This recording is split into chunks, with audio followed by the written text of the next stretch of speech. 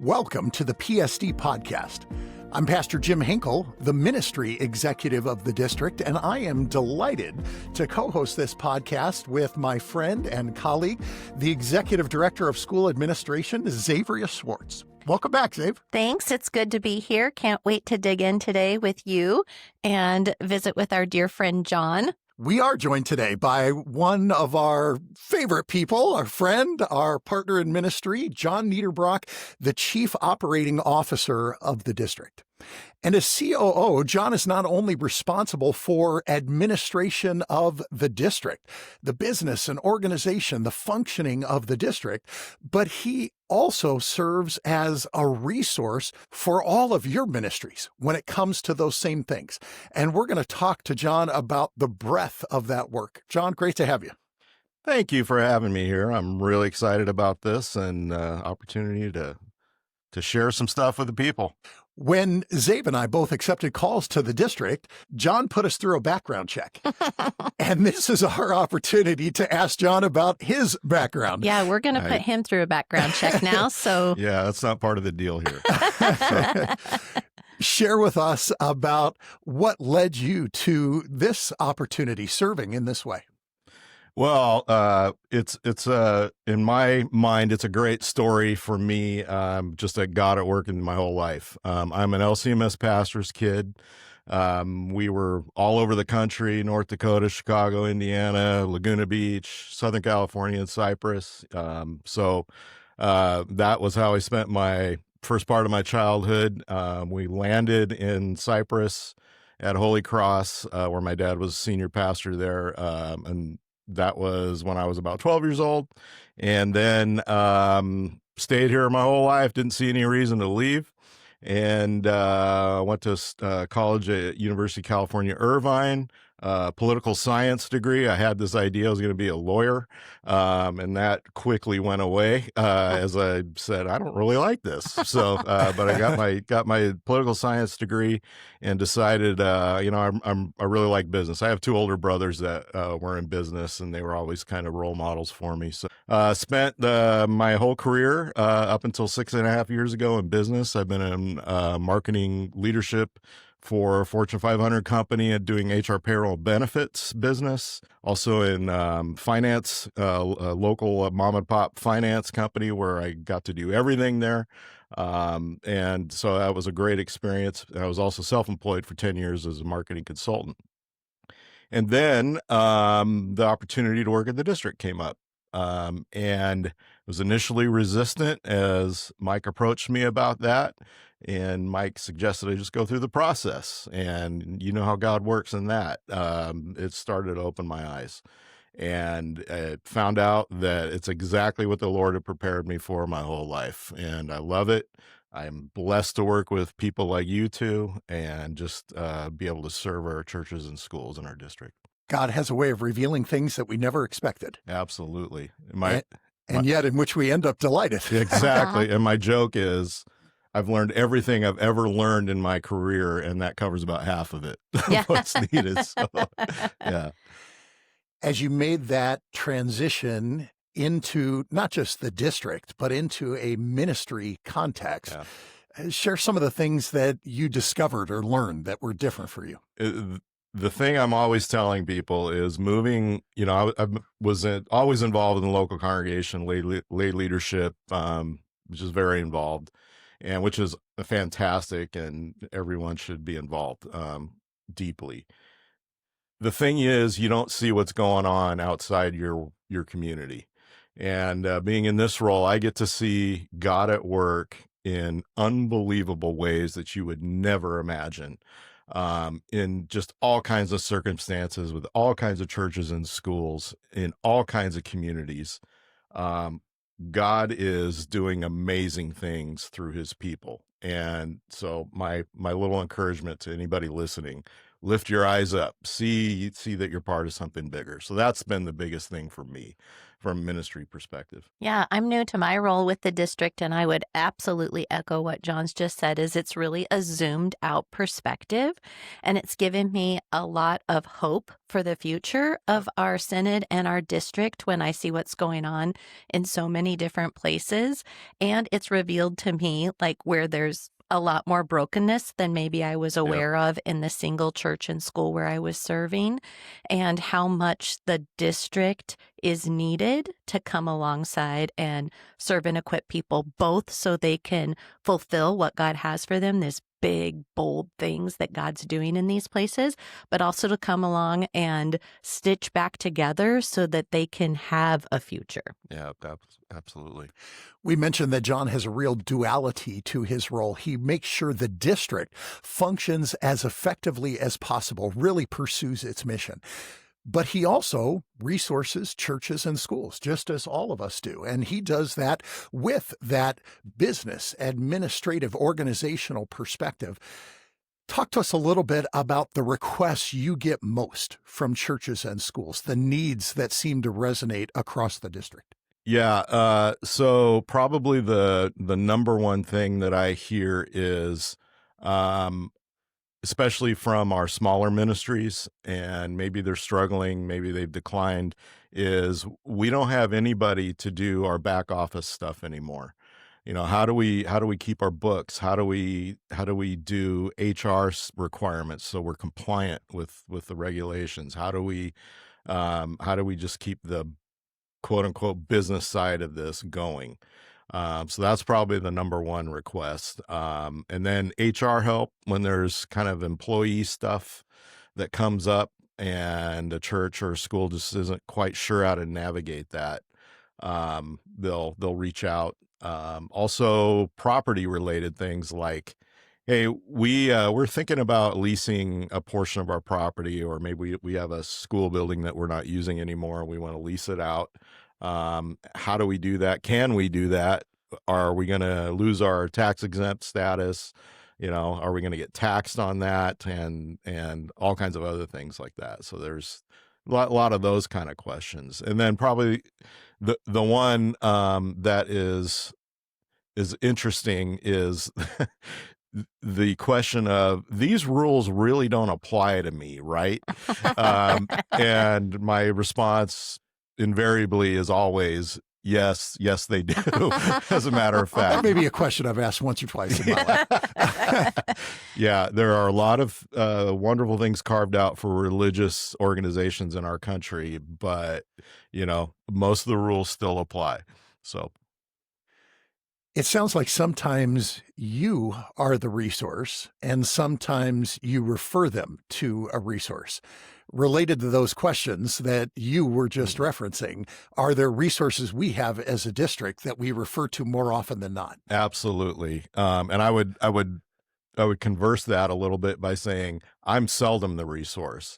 I'm the guy that's usually finding the resources. I'm expert in some things, but there's a wide variety of questions out there. So the good news is we have a good toolbox. This is something that we talk about a lot internally. We really love having a toolbox that we can bring to bear for all kinds of situations. So different resources that I am referring congregations to. Let's say it's the property question.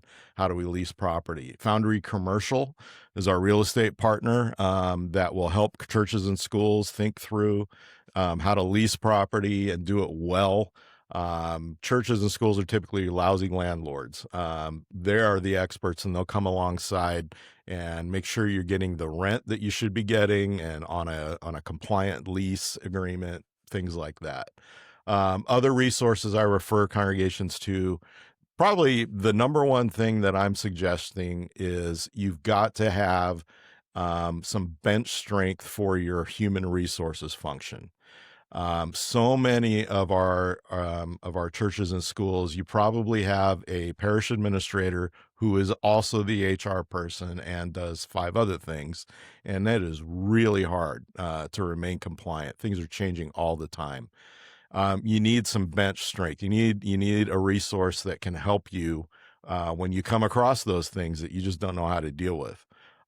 So there are great HR providers out there that you can connect with, subscribe to, and have access to experts in all 50 states, wherever you might be able to help you to answer those questions, to be able to help you to update your employee handbook, all these kinds of things that are available that really you should access. And in our tribe, Concordia Plans offers Mineral HR. It's a partnership between Concordia Plans and Mineral. And we use them at the district office, and they're very reasonable, $49 a month. You get unlimited access to an expert that you can ask questions to, and they've turned every one of my questions around in a day. That's tremendous. Yeah, it's really, really good. And you don't have to be a Concordia health plan member in order to take in order to take advantage of it. So that's my little commercial for Concordia Plans HR.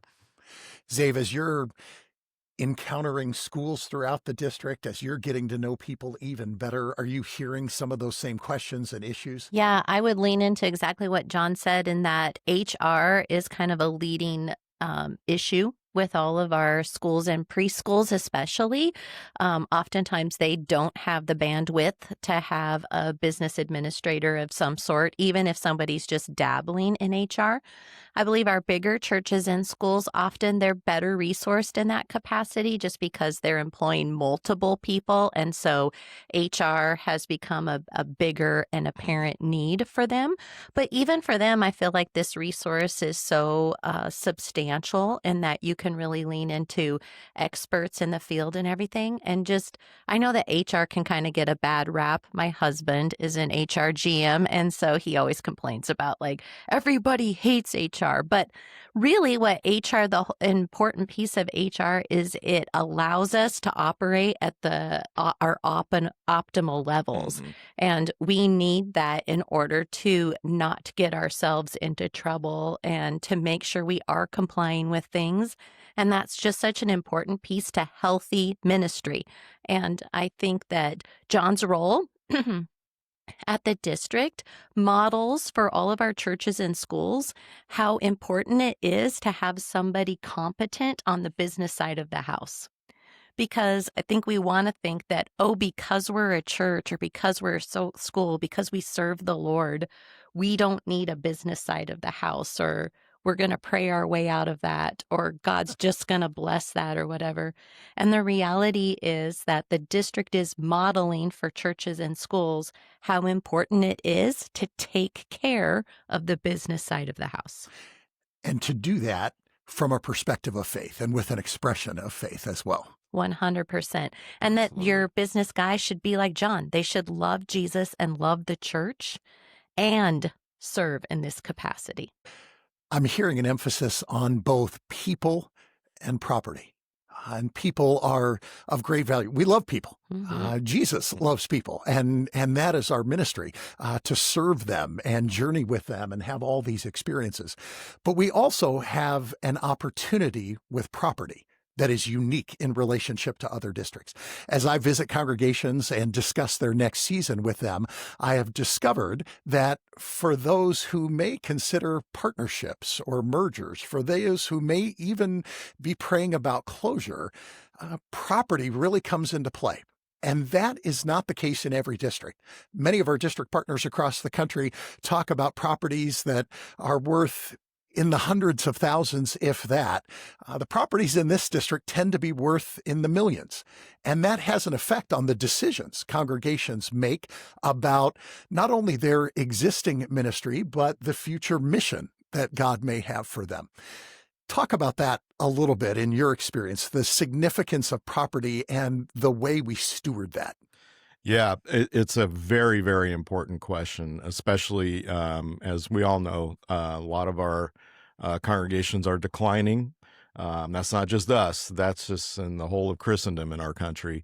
And those property questions about, okay, what happens if, as we decline and if we end up dissolving at some point?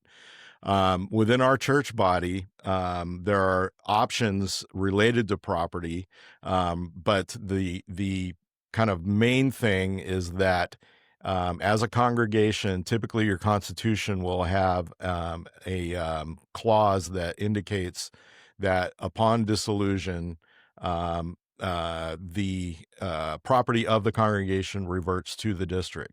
Now, that's not so the district can go have a party. There's a misconception out there that the district likes to get closed church properties. We don't. We never want to see that.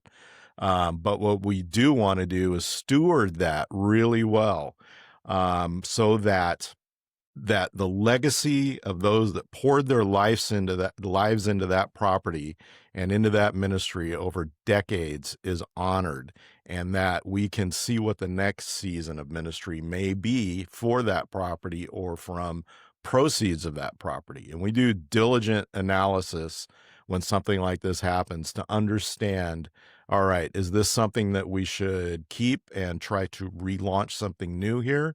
If the property comes to us, or should we sell it? And then what do we do with the proceeds to honor that legacy for the sake of the gospel? There are all kinds of options that we have now that we didn't have before. We have an incredible partnership with Lutheran Church Extension Fund, their real estate solutions group. As a matter of fact, we have a person that is employed by that group is really a part of our team and with us in our office. His name is Josh Ree. If a congregation turns their property over to us and we think that, yeah, we should keep this for various reasons, one of the things that we are able to do is now, with Josh's help, redevelop that property, maybe put housing on it, always with a ministry goal. So we would have ministry space within that housing development, but it would also generate revenue that would sustain a ministry in that space. And that may be a church plant. That may be other ministry gatherings. That may be service or witness opportunities in the community. It may be an after-school program or a preschool or a daycare center. Absolutely. There's all kinds of things that can be done. And that's not only if a congregation closes and the property comes to us. These options are available for congregations that are going right now and they have some excess property. They want to revision what they're doing with their property. Real estate is an asset to be stewarded, and it's always for mission. And so we have these options now that we didn't have before to help you think through what you might want to do if God is putting something on your heart for your community. And there was a long season of traditional ministry being the only way that we used property, right? It was churches, schools, preschools. That's all we really thought about when we thought about how to use the property that churches and schools have. And we're just in a season to re-envision that in so many unique and creative ways. And especially our district, the regions that we live in, they allow us to think through those things that a lot of the country can't. Yeah. The Pacific Southwest District is in such a unique place in a unique season. I'm really new to this role, so experiencing this side of, I guess, the coin when I look at everything about the real estate development as I've spent time with John and with Josh, I think this is a really exciting piece of what the district's doing. And I'm excited we're talking about it on this podcast because I think a lot more churches and schools need to hear that, like, what you've thought defines ministry may not be the only thing. And things change, and we have to rethink. We will never change our doctrine or our commitment to the words and sacraments, but the way those are delivered in the communities and the context in which ministries are placed, we have to rethink that. Yeah, the vehicles can change all the time, right? Even what schools and preschools look like from the perspective of school ministries. Like, there are always going to be traditional schools and preschools that we probably all grew up in and love, and our congregations are very, very attached to, but there are new and different models too. And all of these conversations allow for innovation and sustainability. And that makes me really excited that our district isn't just doing what it's always done, that it's constantly looking to see, like, where's God taking us next? Mm-hmm. John, there's real breadth to your work. There are numerous resources the district has. Some of our listeners may be church workers. They may be ministry leaders in congregations or schools all around the Southwest that are just trying to get a handle on it. They're trying to figure out the one or two key things they should be doing. And if there are just a couple resources or words of advice that you would have for those congregations, if they don't have anything else in place, make sure you have this or that. What would those things be? Yeah, so some real practical stuff here. Number one, the HR stuff I mentioned, that's cheap and it's important. So have that in place. Another resource, you can look this up right now if you're listening to this podcast. It's churchlawandtax.com. Church Law and Tax is an organization that does exactly what its name says. They are focused on everything related to law and tax for churches and schools, religious schools. And they are basically the benchmark. They put out a wealth of materials. Go to churchlawandtax.com. You can subscribe for, I believe it's $149 a month, or there's like a larger access subscription for $200. Sorry, $149 a year, or $200 a year. It is absolutely a must-have. All kinds of questions you may have, you can get the answers on churchlawandtax.com. And especially if you're a church worker, the housing allowance stuff for ministers of the gospels, as the IRS defines it, it's confusing and it's hard to deal with. They have tons of resources. Now, having said that, make sure you have a tax advisor that knows about how to deal with ministerial tax situations. If you're a pastor, DCE, whatever it might be, that is really important, just to make sure you don't get yourself into trouble. My dad was a pastor, and he used to love to do his taxes on his own until one year he kind of messed them up. And then he started using a tax advisor, and that took a load off his mind for the rest of his life. And I just think that's good advice for anybody. You referenced the law, and we realize that churches and schools face litigation at times. Yeah. We don't want that to be the case for any of them, and yet it is a reality of the world in which we find ourselves. Are there things for which they should be prepared? Are there things they should do to prevent that? Yeah, absolutely. You would see this on churchlawandtax.com, is they are big proponents of having a child protection system in place on your campus, especially if you have a school. But really for any church, something like Ministry Safe or Protect My Ministry are really important resources to have in place. That's, according to Church Law and Tax, that's really kind of the number one reason why a church gets sued, is something related to a child. And as in our experience at the district, that's what we see as well. There unfortunately have been a lot of lawsuits filed. There's in the news, there's been the Catholic Church that has dealt with all the sexual abuse lawsuits. And unfortunately, there in a much, much lower extent, that's happened within our church body too, and within our district. Make sure, if you can, that you at least have legal counsel that you know how to access. You don't have to have them on retainer. You don't have to necessarily have some kind of formal engagement with them, but just have the names in place. And that's another question that I get a lot from congregations and schools is, hey, we had this legal thing come up. Do you have an attorney on retainer that we can leverage? No, we don't. The district does not. That would be far too expensive for what we could afford.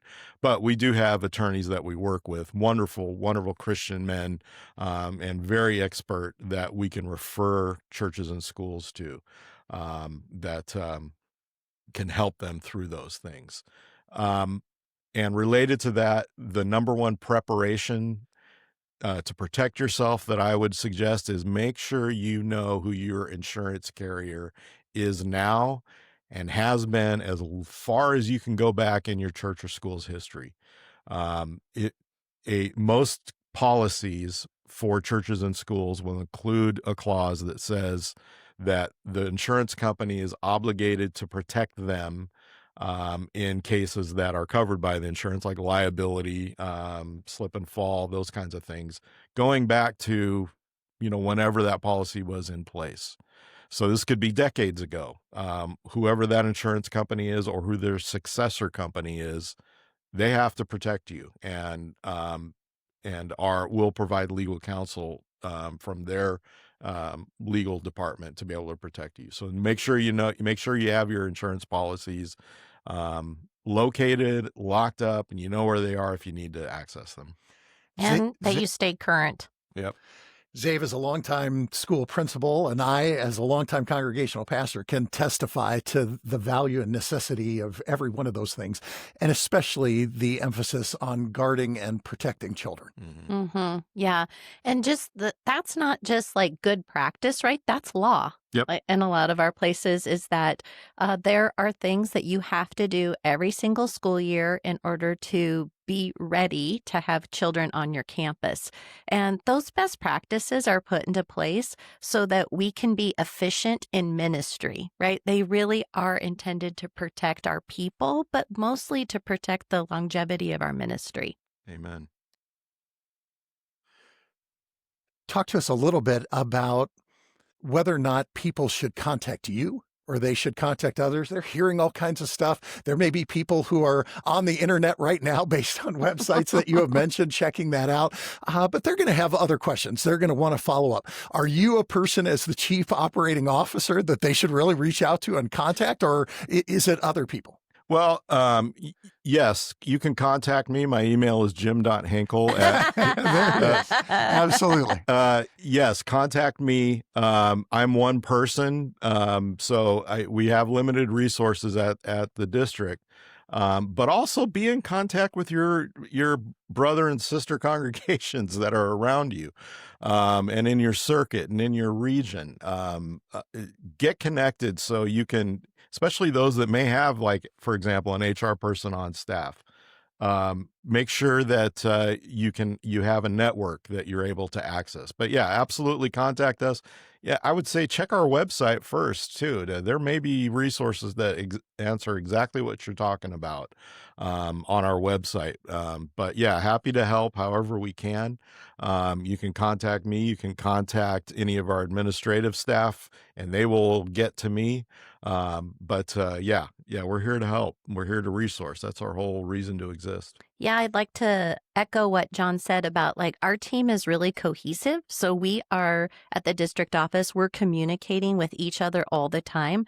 So you are a step away from finding whoever you need, right? If it's not John and John needs to put you in touch with me or with Jim or what, we're going to do that. We communicate closely. We care a lot about getting people the resources they need. And then another piece of that is we don't wait to come to us when you have a problem. Lean into all of the resources that we provide.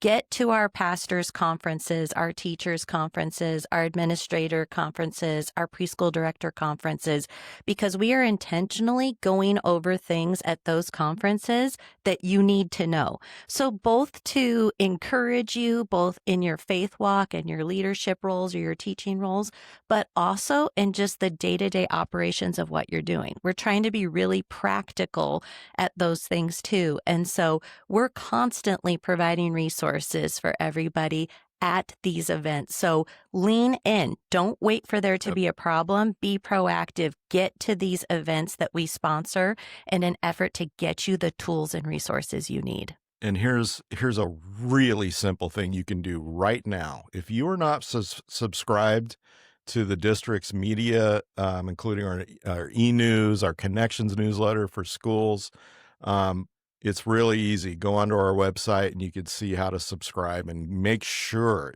especially our church workers and school workers, that you are receiving the communications that come to us. Unfortunately, that's something that's a challenge for us, is that we have a lot of folks that aren't subscribed, and so they miss out on these things. But that's one really important way that we push out these resources. Yeah, it's the first place we go, right? When in fact, just got something about how GoFundMe is going to be signing everybody up for an Already account. has, actually. Yeah. Through the IRS. And so it's probably not something you know, right? Unless you're paying attention, unless you've got your thumb on the pulse of that. Well, John does. He's always paying attention to those things. Then he pushes it our way. We push it out through connections. But and the PSD newsletter. We can't make you read that. We can't make you subscribe to it, but we already have pushed out all the information you need to protect yourself. Right. Yeah. And then a little preview. I don't know exactly when this podcast will air, but we are going to launch a forum for administrative people to be able to connect with us and with each other. So whether you're HR, whether you're a parish administrator, whatever your role is, if you're doing administrative stuff at churches or schools, you can subscribe to this forum and be able to ask questions, and the network will help answer the questions for you along with us. There are definitely a few listeners who were excited to hear that and would be eager to participate. Yep. John, thanks so much for joining us on the podcast, and thanks even more for your ministry. A lot of practical stuff, but even more valuable stuff about which we need to be aware. My pleasure. I really appreciate the opportunity to be here with you. If you'd like to learn more about the district, please visit psd-lcms.org. You can contact us through the website. You can also support the ministry of the district and even this podcast on the website. This is the last of our first season of podcasts. We have had 7 episodes. If you've missed any of the previous 6, please be encouraged to visit and listen to those. We would love for you to participate in our podcast forum, in which you're able to continue the conversation about any of the themes or subjects in each of our podcasts. And we would also invite you to suggest emphases for next season. We'll be talking to you then.